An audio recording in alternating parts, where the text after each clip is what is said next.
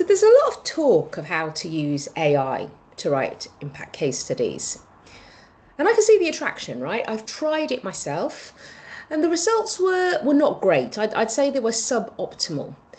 The AI seemed confused by what impact is, but maybe it was just that my prompt was poor.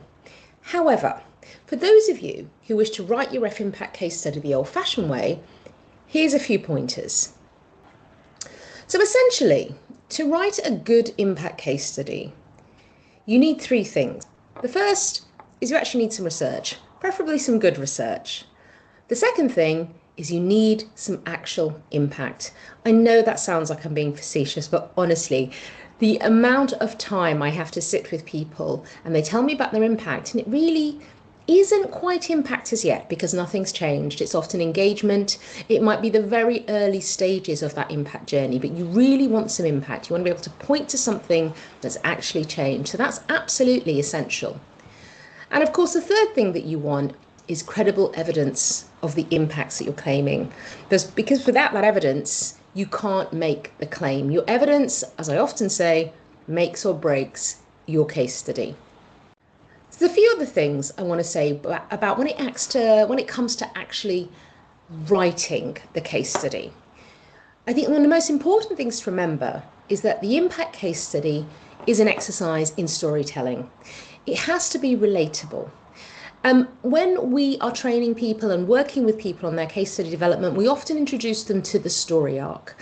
There's sort of 4 stages of where you need to set the situation and context.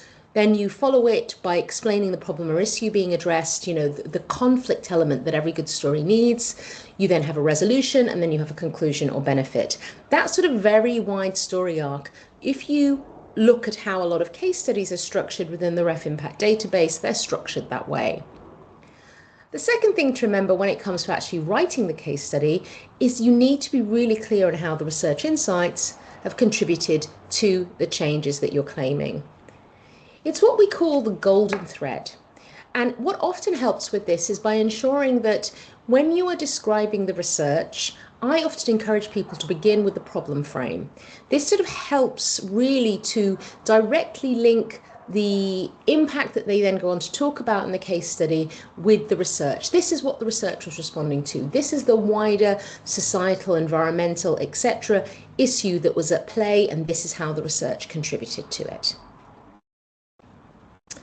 The third thing to remember when writing your impact case study is really try to aim for concise, engaging, and less academic language. One of the things that makes the impact case study different to other academic assessment is that it really works best when it's written in an accessible way. And yes, this does not contribute to the overall score. They don't score how well it is written, because that's based on reach and significance, as we all know. But don't forget that for now at least, the assessors reading those case studies are human, and they're going to be reading a lot of those things. So make it easy for them.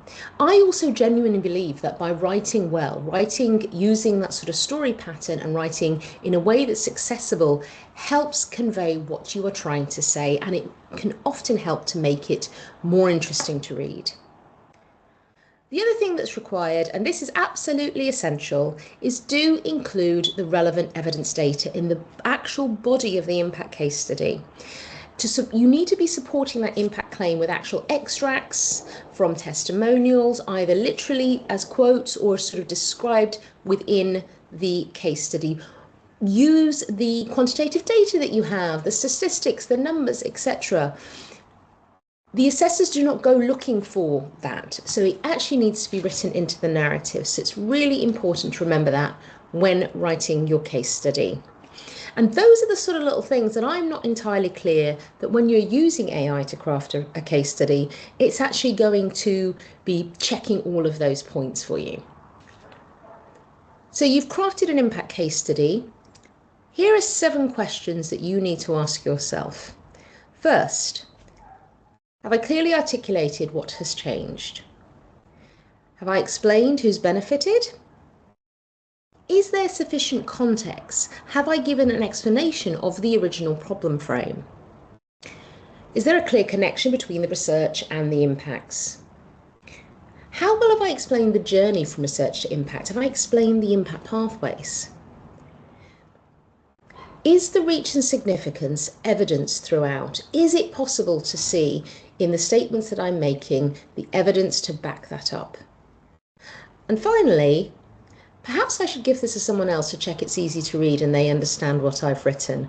That last bit, offering your draft case study to somebody, preferably someone not that familiar with your research, is a really helpful exercise before you then submit it for your internal mock ref exercise, which a lot of people will be doing over the summer and in coming months.